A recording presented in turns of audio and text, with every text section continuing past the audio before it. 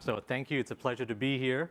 As Anand said, I'm a faculty member in the College of Computing. All my training is in engineering. I study management issues, and I'm a computer scientist. So I think this is a perfect blend of multiple disciplines coming together. What I'll be walking you through is really sort of at the heart of my research. So I apply visualization and analytics to complex business settings, and ecosystems certainly being a very complex one. And I'm going to give you really just a flavor of what I'm working on ecosystems, because I really study a wide variety of them. Digital platforms, I study supply chain networks, industries and markets, and some of the work that Sam even mentioned is more on the API side. As an academic, we're required to publish, and I've actually published a lot on this topic of API ecosystems. But what you'll also see here, and I know it's a little small, is some of the work that I'm doing on digital transformation. I'm also doing things on software stacks.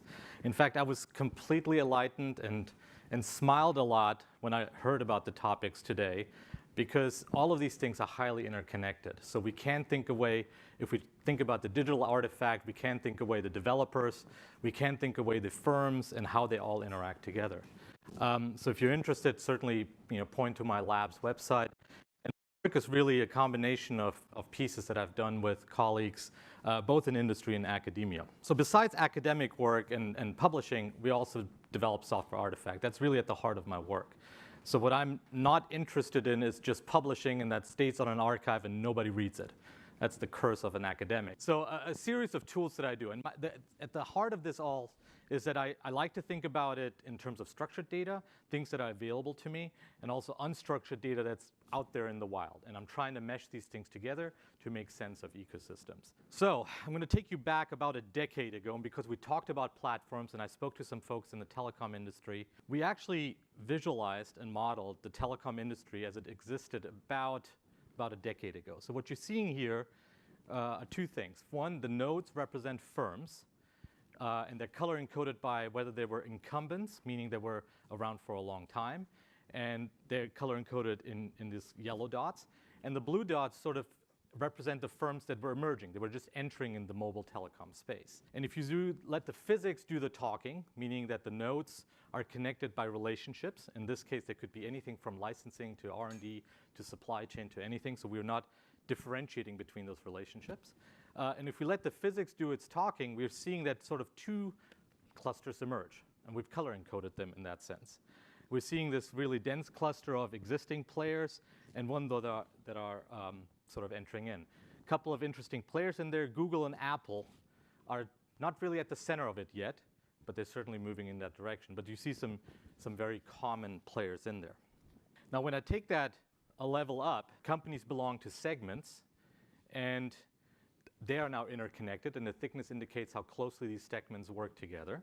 We're seeing there's this trapezoidal effect between network operators, infrastructure providers, device manufacturers, maybe silicon vendors, all working very closely together. But it actually turns out that there's one node in here, and I've highlighted it already in this. It's called the platform providers. And it's actually just the math doing its talking here, which is saying if I remove that node from the graph, other parts will fall apart. And it turns out that's where the platform providers. And if you think back what was about to happen about a decade ago, and now we're certainly in the midst of it all, is that platform providers really were putting pieces together of the ecosystem, Apples and the Googles and so on. What I've demonstrated here is the power of both data mining and visualization. I've represented a very complex phenomenon using a node link graph. In fact, all the visualizations I'll show today will be node link diagrams, although we've developed very unique ones as well, but not necessarily all bar charts and line charts and pie charts that we don't really like as visualization researchers. But the human eye is incredibly powerful. It can detect patterns and clusters, and we want to leverage that. What I want to emphasize that visualization is not pretty pictures. It's about insights, okay? Now, they should look aesthetically pleasing, but it's really about ultimately the insight that you can derive. And it turns out that visualization is representation, how you portray things, and how you can interact with it as well. So you want some interactions as well. I'll be demonstrating more static representations today, but all our tools are interactive. So you can actually go in and actually play with the data. And the purpose of visualization is for hypothesis generation, for sense making, for communication. So I heard a lot today about making sense of what my ecosystem looks like, what role do I play in my ecosystem, who is connected to whom. We talked about it at the developer level. We talked about it from an API level. And these are the tools that really can help you do that. So I left it blank and I put API in here, but you could probably replace it with platform and digital and so on, okay? Though there's a lot of challenges. One of the challenges that's clear here, it's complex, it's dynamic, it's evolving. Turns out that it's actually global as well. And all of that is very hard to capture, right? Your market, your world is changing rapidly. Maybe not internally, but certainly externally, and you have to interface with that environment. There's a diverse set of questions that you might ask. You might ask things, how is my intra-price actually structured? How do I interface with my partners? And all of that we need to expose. It turns out there's no single data source that captures all the things that you want answered about an API ecosystem. You think it exists, it doesn't. There are some sources that are better than others, but you need to be able to blend those together.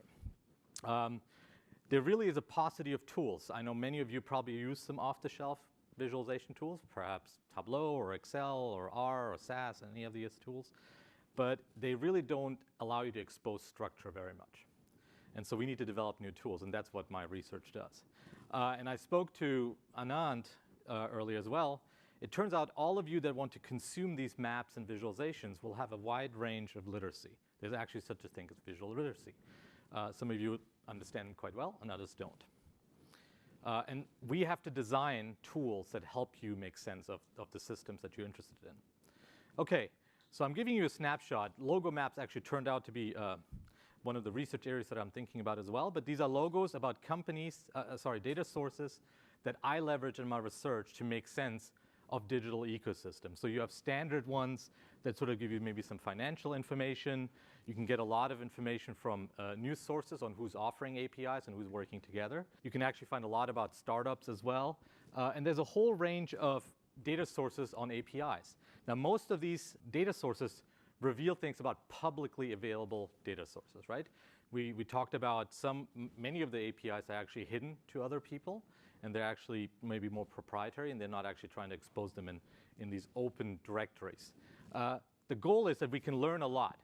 Sam talked about developers, so we mine GitHub and Stack Overflow and all these sites to understand how people are using different technologies. It turns out that you can learn a lot about companies and their strategy also from their job postings as well. So we look at Glassdoor and Indeed to look at what technologies and what stacks they're actually using and matching them together. So what I'll be talking about now is probably a series of tools. So what I'm showing you is a snapshot of EcoSite. And what I've done here is I've brought in a single company, Google.com. The data source that I've been leveraging for this particular project is going to be programmable web, but it could be a combination of things. And what it's showing you are all the APIs that Google, and I think this must have been 2015 or 16 data that we looked at. And they're color encoded by different categories. The size here of the node refers to the many times that particular API has been reused by other people, by other companies. Now again, remember, these are publicly available APIs. And when you talk about connections, right now we have a company offering APIs, so that's the link between that diamond shape and the round circle, is one of the relationships. Now, when we start looking through it, we can actually expand along this network. And this is actually a dynamic network, so you can grow along a path. You can expand an API and see all of its connections. You can look at how two APIs have been reused by other folks as mashups. Now, the goal here is that you have to think about is what we're doing here is we're exposing how APIs are offered and how they're recombined, but not how they're actually used. Unfortunately, some of this data is not directly available, so we wouldn't know if company A is using another's APIs in their portfolio. Some software stack sites allow you to explore that, but we don't have access to that. But so we have details about that as well. This is the slide that Sam showed. We actually looked at it from all publicly available APIs, and I'm showing you only the core. And they're color encoded right now by communities. And by community, we're talking about networks that sort of exist within this larger ecosystem. And it turns out that when you label these, that you can actually see some structure emerging. So the way you read these things is, first of all, nodes that are at the center play a very central role in this overall world of APIs. Those that are clustered together are more closely interrelated. And segments that are closer to each other also are closer related. So this data is from 2015. I did this work with Peter Evans when he was with the Center for Global Enterprise. It turns out that financial and payments APIs were somewhat distant from the core of this, from the whole ecosystem, which meant that it were not integrated with other APIs to create new value. If we fast forward that now, we see a completely different picture on this as well. Okay? But there are some very common ones. Mobile social search is very pervasive in here. Analytics and infrastructure, which is a broad category, was quite central. The nice thing about this is exposing different patterns and footprints. Now, we did one controversial piece in here, which garnered a lot of attention. And I know that we have some folks maybe associated with one of the companies maybe in the audience. But we compared Amazon to Walmart and their digital strategy. And I purposely left the labels very small because I didn't want to expose it completely. But it turns out if you looked at Amazon's strategy in the API world, in the public API world, they were all over this map, right? They played a role in all the segments. And Walmart was only present in one. So they had one openly available API at that time snapshot. It was interesting because Walmart then asked, how do we now become more pervasive? What should we do? How should we compete in this space? And certainly things have happened since then. So you can look at footprints or you can look at evolutions now as well. So I look at here from 2005 and 2008. But if you think about the evolution of this market, so you're looking at 2005 and 2008. Okay, Google Maps was one of the first publicly available APIs out there, so it's very large. It's connected to some players that you all probably know. And when I evolve through it, you'll see that more APIs are entering. Now it's a relative size, so things are maybe shrinking node size-wise. And you're seeing that this ecosystem is evolving over time. So this is probably the most present data set that we have. It turns out that mapping APIs are so pervasive in all applications, we heard it in the case studies as well, that people are reusing mapping solutions for many of the solutions that they have. Well, we could do the same thing at the segment level that I talked about, which API segments are very central. And now I've color encoded them by major categories. If you can't read this, the blue are social and entertainment, red is enterprise and communications, yellow is search and reference, green is data analytics and security, and this purple is finance and e-commerce. And we're seeing, again, a cluster emerge in there and the importance of different segments to other segments. The reason why I mentioned this thing is think about your product and your solution, how it plays in this broader ecosystem and how other people can recombine it to provide new value. We can do the same thing with a global footprint. And I know that Hemant showed a view of the platform world. Well, this is the view of the API world. Not all platforms necessarily have APIs, but many of them do. The platform database that Peter did was really a range of platform companies. And what we did is we sized the number, the node, by the number of APIs that companies in that region actually offer. Not surprisingly, Silicon Valley is also a very central player within this digital world. The reason why this was important is because I was approached by some folks in Europe thinking about what do we need to do to play a bigger role in this API world and how can we get connected, okay? It turns out that there are some smaller players, and I guess this is not really coming out very well.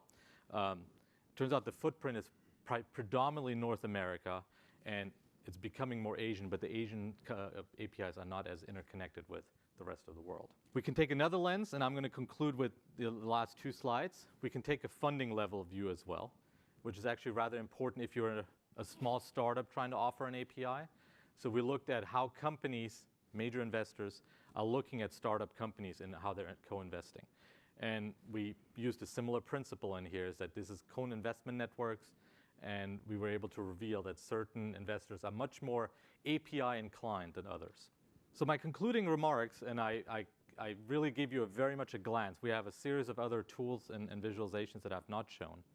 But ecosystems that you're all embedded in are complex. They're definitely dynamic and evolving. But I do think for you to expose your position in this broader ecosystem is actually rather important, both from a sense-making perspective and finding opportunities, maybe finding threats as well, okay? Many of the things that you might not know, there might be another API out there that might be very similar to yours when you want to be able to scan that. So these methods, whether they're visual or computational analytic, allow you to really traverse this space. It turns out that in some of the more in-depth studies that we've done where visualization has informed specific results, it turns out that if you can understand your position in the ecosystem, it can inform your strategy. Your strategy can also inform what position you might want to have in the ecosystem. So as was mentioned, we're moving from a linear value chain to a highly complex interconnected web. And what I want to leave you with, and which I felt like there was a fire hose of information that came at me. There's a lot of open challenges, both from a practical side on how you manage your maybe API portfolio or in your partner base, but also from a research perspective that we can really provide some more insights into how you can derive insights from this complex space. So I'll leave it at that, and thank you very much.